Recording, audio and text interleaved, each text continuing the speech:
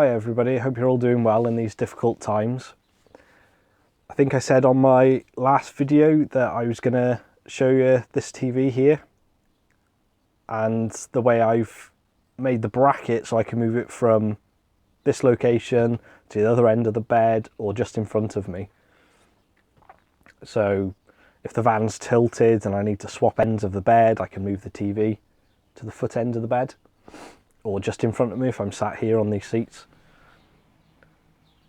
So basically there's no, or I couldn't find any off-the-shelf brackets that wouldn't involve me unscrewing the bracket, putting screws in over there, and it's not realistic when you're away. So what I come up with was I got the idea from carpenters and joiners use what's called a French cleat, and it's you cut your timber the full length at a 45-degree angle through the timber. I've done it on mine on a table saw. You could do it on a track saw, possibly a jigsaw. I don't know how accurate that would be, but you need to cut the full length with a 45-degree angle. You'll end up with a couple of bits. A section of that needs to be mounted to the TV, and I'll show you that in a minute, and then the other bits can be mounted to the wall. And you can mount as many as you wanted wherever you want in the van, wherever you might want your screen to be or TV.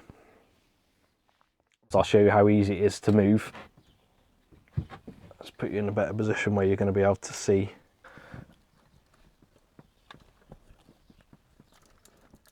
I hope you can see that okay. The light's not brilliant.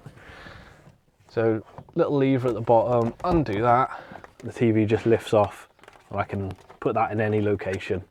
And it's just as simple as dropping it on the bracket, locking it in place, and that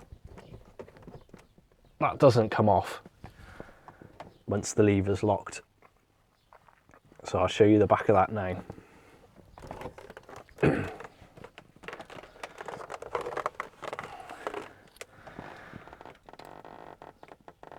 So that's what the back of it looks like. Got a piece of 9mm ply, that's what I started with. Made a template for the screw holes to mount it to the TV. And here's that piece of French cleat. So it's some of this. It's been cut along the length with a 45-degree on it.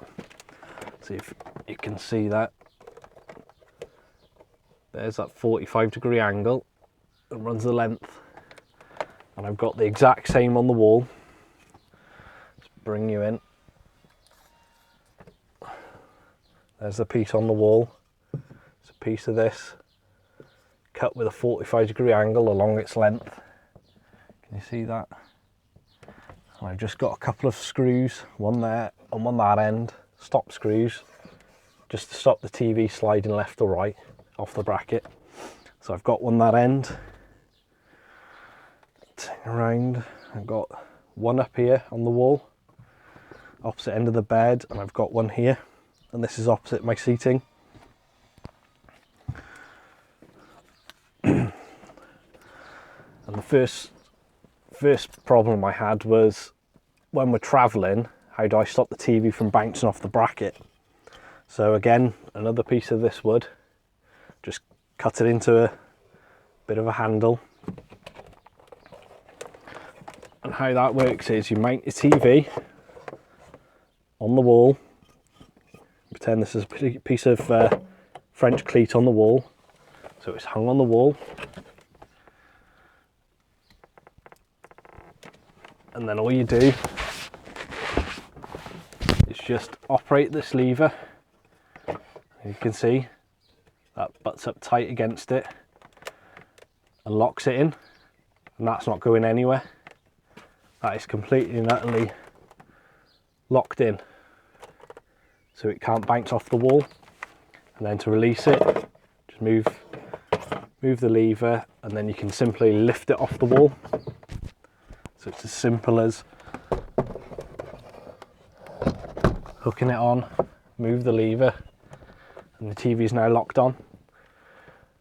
And I can move the TV easily around the van.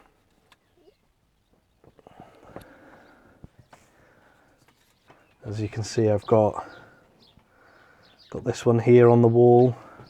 I've got the one down here. And you could paint them to match your walls. Very simple, just a couple of big screws through. They can hold quite a lot of weight. Yeah, that's my TV's a 19-inch TV. It's a 240 volt one at the moment,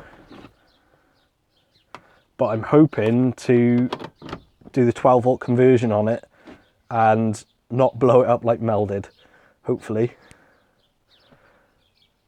But I'm going to give that a go, and I'll make a video on that too. So hope you all stay safe. Hope you enjoyed the video. If you did, please like and subscribe.